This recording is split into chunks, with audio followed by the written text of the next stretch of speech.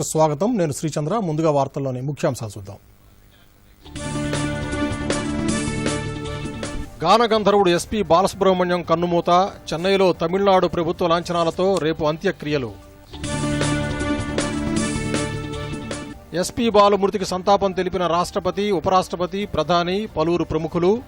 సంగీత ప్రపంచం గొప్ప గాయకుడిని కోల్పోయిందని నివాళి. 17 భాషలలో 40,000కు పైగా పాటలు పాడి రికార్డు సృష్టించిన బాలు పద్మభూషణ్, పద్మశ్రీ సహా వందలాది పురస్కారాలు పొందిన బహుముఖ ప్రజ్ఞాశాలి. బీహార్ ఎన్నికల షెడ్యూల్ విడుదల. 3 విడతలుగా పోలింగ్. నవంబర్ 10న ఓట్ల లెక్కింపు. బీజేపీ సిద్ధాంతకర్త దీన్ దయాళ్ జయంతి సందర్భంగా ప్రధాని నరేంద్ర మోదీ నివాళి. దీన్ దయాళ్ స్ఫూర్తితో అట్టడుగు వర్గాల సంక్షేమానికి కృషి చేస్తున్నామని వెల్లడి. బహుముఖ ప్రజ్ఞాశాలి గానగంధర్వుడు ఎస్పీ బాలసుబ్రహ్మణ్యం కన్నుమూశారు. ఆయన వయస్సు 74 సంవత్సరాలు. శ్రీపతి పండితారాధ్యుల బాలసుబ్రహ్మణ్యం కరోనాతో ఆగస్టు 5వ తేదీన చెన్నైలోని ఒక ప్రైవేట్ ఆసుపత్రిలో చేరారు. అప్పటి నుంచి ఆసుపత్రిలోనే చికిత్స పొందుతున్న బాలు మధ్యాహ్నం 1:04 తుది శ్వాస విడిచినట్లు వైద్యులు తెలిపారు.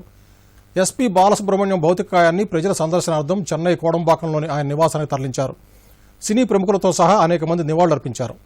తమిళనాడు ప్రభుత్వ అధికార లాంఛనాలతో ఎస్పీ బాలు భౌతికాయానికి అంత్యక్రియలు శనివారం చెన్నై శివార్లోని రెడ్ హిల్స్లో ఫామ్ హౌస్లో జరుగుతాయి. బహుముఖ ప్రజ్ఞాశాలి బాలసుబ్రహ్మణ్యం మృతికి రాష్ట్రపతి, ఉపరాష్ట్రపతి, ప్రధాని, గవర్నర్, 2 రాష్ట్రాల ముఖ్యమంత్రులు, సినీ రాజకీయ ప్రముఖులు సంతాపం తెలిపారు. సంగీత ప్రపంచం ఒక ప్రతిభాశాలిని కోల్పోయిందని రాష్ట్రపతి రామ్నాథ్ కోవింద్ ట్వీట్ చేశారు.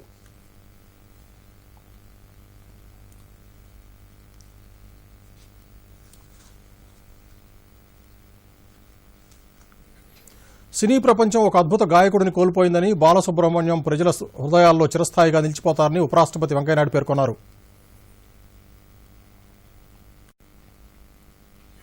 దేశ సాంస్కృతిక రంగంలో బాలసుబ్రహ్మణ్యం మృతి తీరని లోటని ప్రధానమంత్రి నరేంద్ర మోదీ ట్విట్టర్లో పేర్కొన్నారు. బాలు స్వరం దశాబ్దాలకు పైగా ఇంటింటా అలరించిందని చెప్పారు.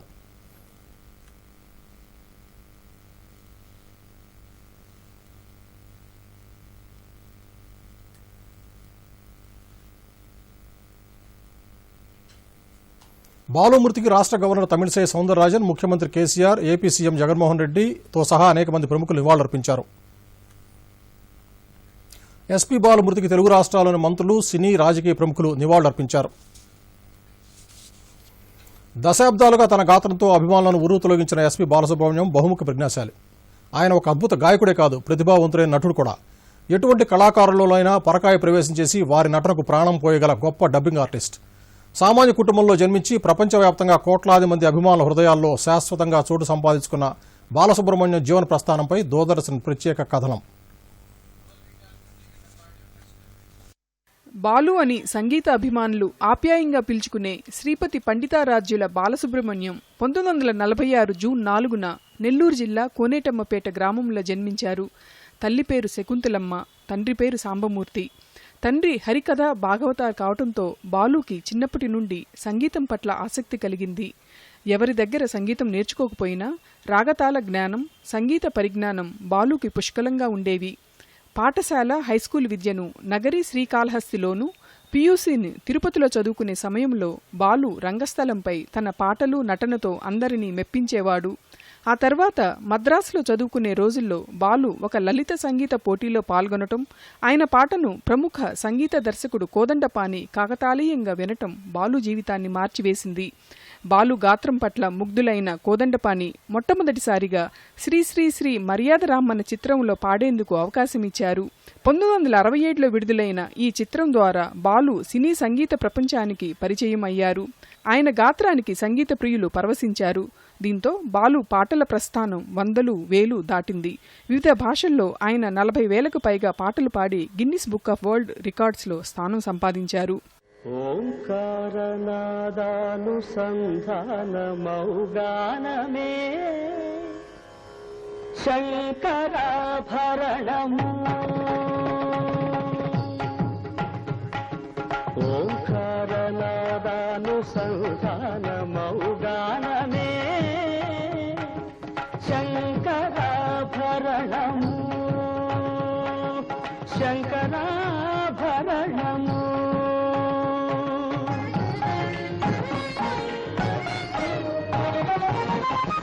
శంకర గణనిగణము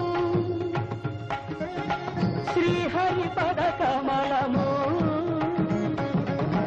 శంకర గణనిగణము శ్రీహరి పద కమలము సాగరత్న మాలిక తరణము శంకరాభరణము. అన్ని తరాల సంగీత దర్శకులతో పాడిన ఘనత బాలుకి దక్కింది.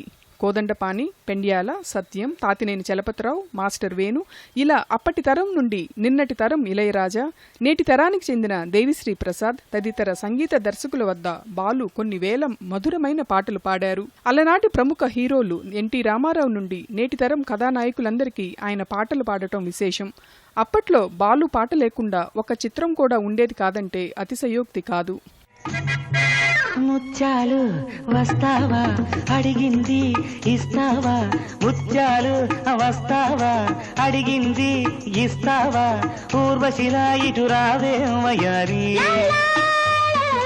ముత్యాలు వస్తావా అడిగింది ఇస్తావా, ఊర్వశిలా ఇటు రావే వయారి. సంగీతం ఇతివృత్తంగా 1980 దశకంలో వచ్చిన శంకరాభరణం, సాగర సంగమం, సిరివెన్నెల తదితర చిత్రాల్లో బాలు పాడిన పాటలు అజరామరం. ఈ చిత్రాల్లోని పాటలు ప్రేక్షకుల గుండెల్లో బాలుకి శాశ్వత స్థానం సంపాదించాయి. ఈ గాలి ఈ నేల ఈ ఊరు సెలయేరు, ఈ గాలి ఈ నేల ఈ ఊరు సెలయేరు, నను గంద నా వాళ్ళు నా కళ్ళ లోగిళ్ళు, నను గంద నా వాళ్ళు నా కళ్ళలో గిళ్ళు. తెలుగులోనే కాకుండా తమిళం, కన్నడం, హిందీ తదితర 17 భాషల్లో బాలు వేలాది పాటలు పాడి సంగీత ప్రియుల అభిమానాన్ని పొందారు. ఒక్కొక్క కథానాయకుడికి ఒక్కొక్క స్టైల్లో పాడటం బాలు ప్రత్యేకత.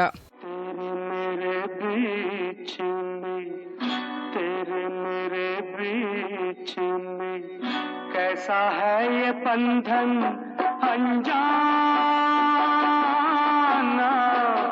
कैसा है ये बंधन अनजाना, मैंने नहीं जाना तूने नहीं जाना. కొంగొత్త దేవుడండి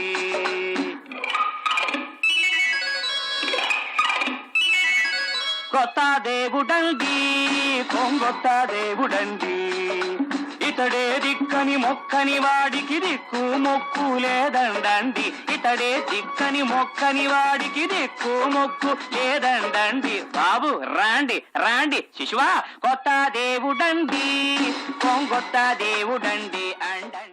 చూడు పిన్నమ్మ పాడు పిల్లడు పైన పైన పాడతానంటాడు, చూడు పిన్నమ్మ పాడు పిల్లడు పైన పైన పాడతానంటాడు.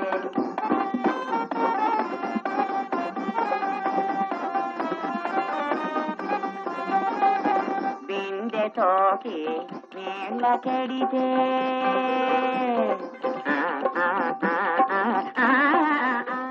గాయకుడిగా ఎన్నో మధురమైన పాటలు పాడుతూ బాలు ప్రముఖ కథానాయకులకు డబ్బింగ్ చెప్పేవారు. తెలుగులో మన్మథలీల చిత్రంతో కమలాసన్కు డబ్బింగ్ చెప్పడంతో బాలు డబ్బింగ్ కళాకారుడిగా తన ప్రస్థానాన్ని ప్రారంభించారు. కమలాసన్తో పాటు రజనీకాంత్ నుండి బాలీవుడ్ హీరోలకు కూడా బాలు తన స్వరాన్ని అందించారు. గాంధీ చిత్రంలో కింగ్ బెన్స్లేక్ కూడా బాలునే డబ్బింగ్ చెప్పడం విశేషం. చిన్నప్పుడు రంగస్థలంపై ఎన్నో నాటకాల్లో విభిన్న పాత్రలు వేసిన బాలు ఆ తర్వాత సినిమాల్లో కూడా నటించి ప్రేక్షకులను మెప్పించారు. ఇటీవల వచ్చిన మిథునం చిత్రంలో బాలు నటన చూసి ప్రేక్షకులు ఆయనకు నీరాజనం పలికారు. ఆవకాయ మన అందరిది, గోంగూర పచ్చడి మనదేలే, ఆవకాయ మన అందరిది, గోంగూర పచ్చడి మనదేలే, ఎందుకు పిజ్జాలెందుకు బర్గర్లెందుకు పాస్తాలింకెందుకులే ఎందుకు పిజ్జాలెందుకు బర్గర్లెందుకు పాస్తాలింకెందుకులే ఆవకాయ మన అందరిది గోంగూర పచ్చడి మనదేలే. టెలివిజన్లో వచ్చిన పాడుతా తీయగా కార్యక్రమం ద్వారా ఎంతో మంది యువ గాయకులను సంగీత ప్రపంచానికి పరిచయం చేసిన ఘనత బాలుకు దక్కుతుంది. ఈ కార్యక్రమం ద్వారా యువ గాయకుల ప్రతిభకు పదును పెట్టి వారు సంగీత ప్రపంచంలో రాణించేందుకు బాలు కృషి చేశారు. బాలు ప్రతిభను గుర్తించి అవార్డులు ఆయన వెంట నడిచాయి. దేశ అత్యున్నత పౌర పురస్కారాలు పద్మశ్రీ, పద్మభూషణ్ సహా అనేక అవార్డులు పొందారు. తనను సినీ సంగీత ప్రపంచానికి పరిచయం చేసిన కోదండపాణి లేకపోతే తాను లేనని వినమ్రంగా చెప్పుకునే ఎస్పీ బాలసుబ్రహ్మణ్యం అనారోగ్యంతో అందరి నుండి సెలవు తీసుకున్నారు. కానీ ఆయన స్వరం ప్రజల హృదయాల్లో ఎప్పటికీ మారుమోగుతూనే ఉంటుంది.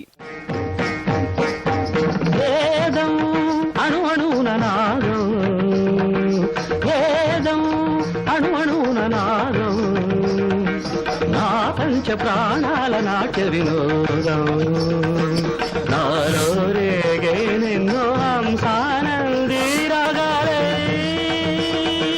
వేదం వేదం అణు అణువుల నాదం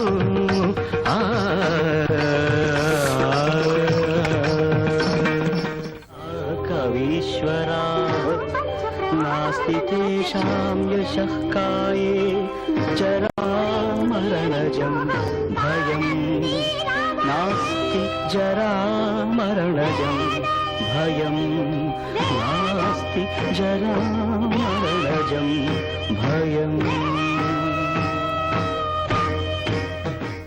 bureau report, Doordarshan news.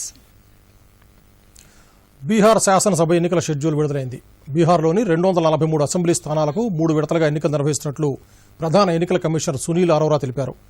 243 assembly స్థానాల్లో 38 స్థానాలు ఎస్సీ ఎస్టీ వర్గాలు కేటాయించినట్టు తెలిపారు. అక్టోబర్ 28వ తేదీన తొలి దశ, నవంబర్ 3న రెండో దశ, నవంబర్ 7న మూడో దశ ఎన్నికలు నిర్వహిస్తారు. నవంబర్ 10న ఓట్ల లెక్కింపు జరుగుతుంది. ఎన్నికల ప్రకటన వెలువడటంతో బీహార్లోని 243 అసెంబ్లీ నియోజకవర్గాల్లో ప్రవర్తనా నియమావళి అమల్లోకి వచ్చింది.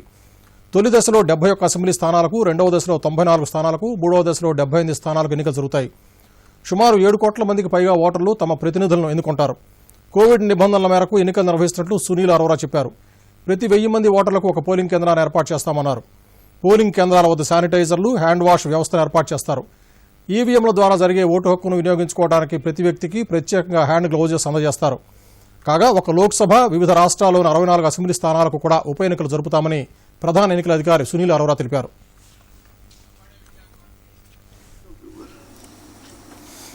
Date of poll 3rd November. Shall I go to third phase?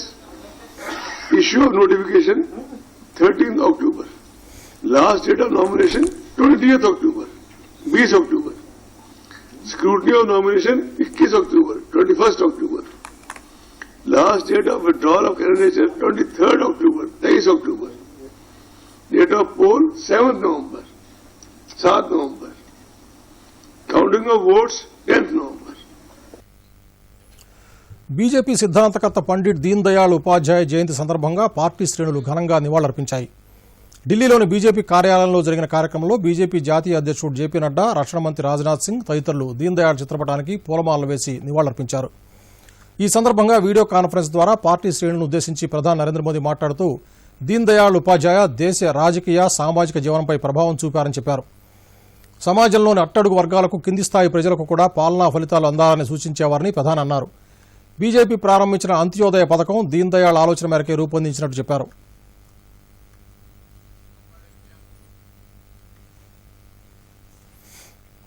Pandit Deendayal Upadhyay ji ने एकात्म मानववाद के माध्यम से देश को एक वैकल्पिक विचार व्यवस्था दी थी.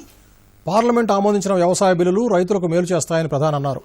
దీనిపై ప్రతిపక్షాలు రైతాంగాన్ని తప్పుదోవ పట్టిస్తున్నాయని విమర్శించారు. రైతులకు కనీస మద్దతు ధర చెల్లిస్తామని హామీ ఇచ్చారు. రైతుల ఇబ్బందులను దృష్టిలో పెట్టుకుని వారి ఖాతాల్లో నేరుగా 1,00,000 కోట్ల రూపాయలను జమ చేయడం జరిగిందని చెప్పారు. కార్మికుల సంక్షేమం కోసం కాలం చెల్లిన చట్టాలను సవరించడంతో పాటు అనేక కొత్త పథకాలు ప్రారంభించినట్టు తెలిపారు.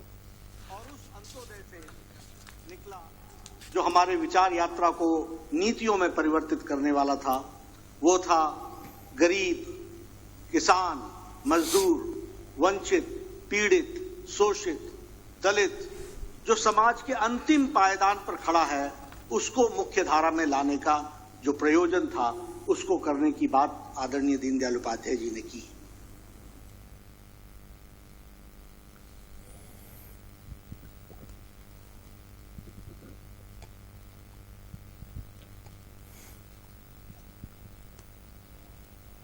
किसानों को ऐसे कानूनों में उलझा कर रखा गया जिसके कारण वो अपनी ही उपज को अपने मन मुताबिक बेच भी नहीं सकता। नतीजा ये हुआ कि उपज बढ़ने के बावजूद किसानों की आमदनी उतनी नहीं बढ़ी। हां, उन पर दिनों दिन कर्ज बढ़ता गया। भाजपा के नेतृत्व में एनडीए सरकार ने निरंतर इस स्थिति को बदलने का प्रयास किया है, प्रामाणिक प्रयास किया है। पहले लागत का 1.5 गुना एमएसपी तय किया, उसमें रिकॉर्ड बढ़ोतरी की और रिकॉर्ड सरकारी खरीद भी एनडीए सरकार ने ही की है, इतिहास बना दिया है। ఈ రోజు పండిట్ దీన్ దయాళ్ ఉపాధ్యాయ 98వ జయంతి. ఆయన గౌరవార్థం సెప్టెంబర్ 25ను అంత్యోదయ దివస్గా 2014లో కేంద్ర ప్రభుత్వం ప్రకటించింది. గ్రామీణ యువతలో వృత్తి నైపుణ్యాన్ని పెంపొందించేందుకు కేంద్ర గ్రామీణాభివృద్ధి మంత్రిత్వ శాఖ ఇదే రోజు దీన్ దయాళ్ ఉపాధ్యాయ గ్రామీణ కౌశల్ యోజన కార్యక్రమాన్ని ప్రారంభించింది. దీన్ దయాళ్ గ్రామీణ కౌశల్ యోజన కార్యక్రమంలో భాగస్వాములైన వారు ఔత్సాహిక లబ్దిదారులతో కేంద్ర గ్రామీణాభివృద్ధి వ్యవసాయ శాఖ మంత్రి నరేంద్ర సింగ్ తోమర్ కౌశల్ సే కల్ బదలేంగే కార్యక్రమాన్ని వీడియో కాన్ఫరెన్స్లో నిర్వహించారు. కేంద్ర ప్రభుత్వం ప్రవేశపెట్టిన ఈ పథకం ద్వారా శిక్షణ ఇవ్వడమే కాకుండా ప్లేస్మెంట్స్లో కూడా చూపిస్తుండటంతో కార్యక్రమానికి మంచి డిమాండ్ ఉంది. ఈ పథకం కింద శిక్షణ పొందిన పేద గ్రామీణ యువతీ యువకులు అంతర్జాతీయ స్థాయిలో అవకాశాలు అందిపుచ్చుకుంటున్నారు. ప్రతి వ్యక్తి లాభపడాలనేది అంత్యోదయ మిషన్ ముఖ్యోద్దేశం. अभियान पूरे देश भर में चला और सब लोग इस बात को मानने के लिए विवश हुए कि जो हमारे हिंदुस्तान में अंग्रेज हमको नौकरी की मानसिकता दे गए थे कि थोड़ा बहुत भी पढ़ो, पढ़ने के बाद सरकारी नौकरी लग जाए, यही एकमात्र साधन है। इससे लोग बाहर निकले और लोगों ने ये महसूस किया कुल मिला के हाथ में हुनर होगा तो निश्चित रूप से हमको रोजगार मिलेगा, हम अपने परिवार की आजीविका भी चला पाएंगे और देश के नवनिर्माण में योगदान भी दे पाएंगे. హైదరాబాద్ ప్రజలు ఎంతో ఆసక్తిగా ఎదురుచూస్తున్న దుర్గం చెరువు కేబుల్ బ్రిడ్జ్ అందుబాటులోకి వచ్చింది. కేంద్ర హోంశాఖ సహాయ మంత్రి కిషన్ రెడ్డి, రాష్ట్ర మున్సిపల్ శాఖ మంత్రి కేటీఆర్ ఈ వంతెను ప్రారంభించారు. రాష్ట్ర మంత్రులు తలసాని శ్రీనివాస్ యాదవ్, సబితా ఇంద్రారెడ్డి, శ్రీనివాస్ గౌడ్, హైదరాబాద్ నగర మేయర్ బొంతు రామ్మోహన్ తదితరులు ఈ కార్యక్రమంలో పాల్గొన్నారు. దుర్గం చెరువు కేబుల్ బ్రిడ్జ్ పర్యాటక ఆకర్షణగా మారుతుంది. స్ట్రాటజిక్ రోడ్ డెవలప్మెంట్ ప్రోగ్రాంలో భాగంగా జూబ్లీహిల్స్లోని దుర్గం చెరువు మీద పిల్లరు లేకుండా ఈ బ్రిడ్జ్ నిర్మించారు. 180 కోట్ల రూపాయల వ్యయంతో 238 మీటర్ల పొడవున్న ఈ బ్రిడ్జ్ నిర్మించారు. ఈ కేబుల్ బ్రిడ్జిని రంగురంగుల విద్యుత్ దీపాలతో అలంకరించడంతో రాత్రిపూట చెరువులో ప్రతిబింబిస్తూ చూపర్లను ఆకర్షిస్తుంది. విద్యుదీకరణ కోసమే దాదాపు 9 కోట్లు ఖర్చు చేశారు. వివిధ సందర్భాలకు అనుగుణంగా లైటింగ్ మారేలా 25 థీమ్స్ ఏర్పాటు చేశారు. హైదరాబాద్ నిమ్స్ ఆసుపత్రిలో మాలిక్యులర్ ల్యాబ్ను వైద్య ఆరోగ్య శాఖ మంత్రి ఈటల రాజేందర్ ప్రారంభించారు. కరోనా పరీక్షలు చేయడానికి దక్షిణ భారతదేశంలో మొదటిసారిగా ఏర్పాటు చేసిన కోబాస్ మిషన్ కూడా మంత్రి ప్రారంభించారు.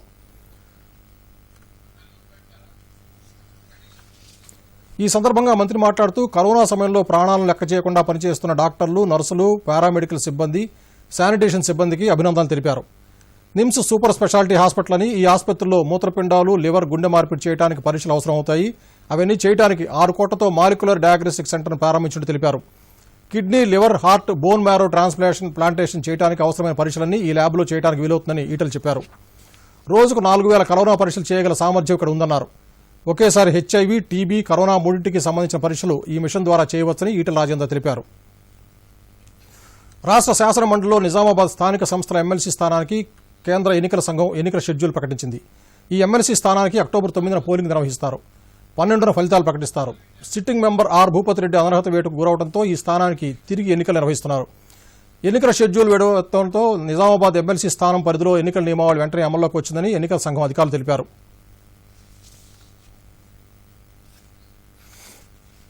హైదరాబాద్, సికింద్రాబాద్ జంట నగరాల్లో సిటీ బస్సులను నడుపుతున్నారు.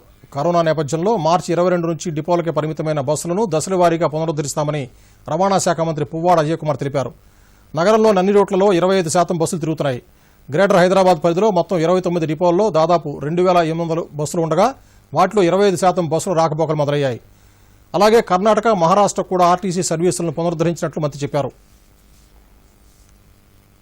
ఎంబీఏ, ఎంసీఏ కోర్సుల్లో ప్రవేశాల కోసం నిర్వహించే టీఎస్ ఐసెట్ 2020 అడ్మిట్ కార్డులను కాకతీయ యూనివర్సిటీ విడుదల చేసింది. పరీక్ష కోసం దరఖాస్తు చేసుకున్న అభ్యర్థులు అధికారిక వెబ్సైట్ iset.tschE.ac.in ద్వారా డౌన్లోడ్ చేసుకోవచ్చు. ఎంబీఏ, ఎంసీఏ ప్రవేశ పరీక్ష సెప్టెంబర్ 30, అక్టోబర్ 1వ తేదీన జరుగుతాయి. కరోనా నేపథ్యంలో ప్రవేశ పరీక్ష వాయిదా పడుతూ వచ్చింది. దేశం పురోగతి సాధించడానికి ప్రజాస్వామ్య వ్యవస్థను బలోపేతం చేయాల్సిన అవసరం ఉందని లోక్సభ స్పీకర్ ఓం బిర్లా అన్నారు. పార్లమెంట్ వర్షాకాల సమావేశాల్లో లోక్సభ కార్యకలాపాలు 167% వృద్ధి సాధించాయని తెలిపారు. కోవిడ్ నేపథ్యంలో ప్రత్యేక పరిస్థితుల్లో వర్షాకాల సమావేశాలు జరిగినప్పటికీ కీలకమైన బిల్లులు ఆమోదించడం జరిగిందన్నారు. వైరస్ వ్యాప్తి జరగకుండా సమావేశాలను ముందుగానే ముగించినట్టు చెప్పారు. महामारी के अंदर हमारे लिए बहुत चुनौती का सत्र था, लेकिन भारत का लोकतंत्र मजबूत भी है, सशक्त भी है और इतने बड़े लोकतंत्र के अंदर लोगों का बहुत विश्वास भी है.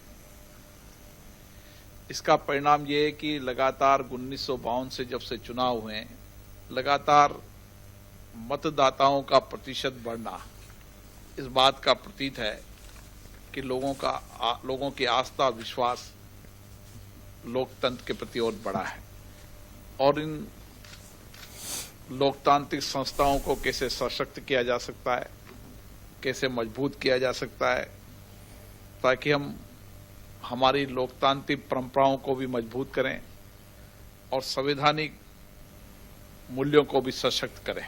इस परिस्थिति के अंदर हमें जिस तरीके का सहयोग सभी दलों के नेताओं का मिला, सभी मान्य सदस्यों का मिला, सरकार का मिला, उसके कारण हम कम समय के अंदर ज्यादा काम कर पाए और हमारी उत्पादकता, प्रोडक्टिविटी 167% रही, जो अपने आप में ऐतिहासिक है. ప్రధానమంత్రి మన్ కీ బాత్ ప్రసంగం ఈ నెల 27 ఆదివారం ఉదయం 11 గంటలకు ప్రసారమవుతుంది. ఆకాశవాణి, దూరదర్శన్ ద్వారా దేశ ప్రజలను ఉద్దేశించి ప్రధాని ప్రసంగిస్తారు. ఈ ప్రసంగంలో పలు అంశాలను ప్రస్తావిస్తారు. ప్రధానమంత్రి ప్రసంగం పూర్తయిన వెంటనే తెలుగు అనువాదం ప్రసారమవుతుంది. ప్రసంగానికి తెలుగు అనువాదం రాత్రి తిరిగి 8 గంటలకు పునఃప్రసారమవుతుంది.